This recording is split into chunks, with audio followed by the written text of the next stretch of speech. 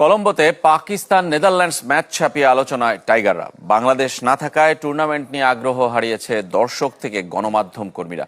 এমন পরিস্থিতিতে বিসিবির পাশে না দাঁড়ানোয় অন্য বোর্ডগুলোকে কাপুরুষিত আখ্যা দিয়েছে পাকিস্তানের সাংবাদিকরা। উদ্বোধনী ম্যাচে দর্শক টানতে বিনা টিকিটে খেলা দেখানোর ব্যবস্থা করেছে লঙ্কা। টি-20 বিশ্বকাপ শুরু। কলম্বোতে পাকিস্তান নেদারল্যান্ডস ম্যাচ ছাপিয়ে আলোচনায় বাংলাদেশকে টুর্নামেন্ট থেকে বাদ দেওয়ার আইসিসির সিদ্ধান্ত। টাইগারদের ছাড়া বিশ্বকাপই মনে হচ্ছে না গণমাধ্যম কর্মীদের।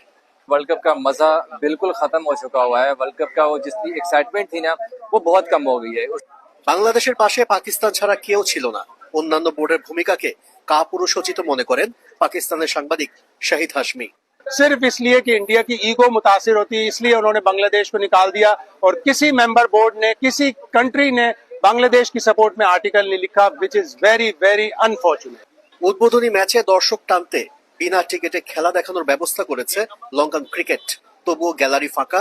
যারা এসেছেন তারাও বাংলাদেশকে না দেখতে পেয়ে হতাশ।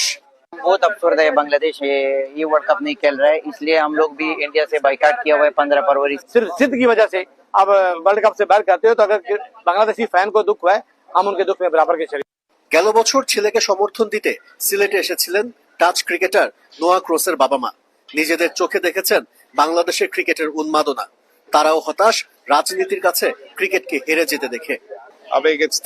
খেলার মাঠে রাজনীতির প্রভাব খুবই ভয়াবহ একটা ব্যাপার। এটা কখনোই হওয়া উচিত নয়।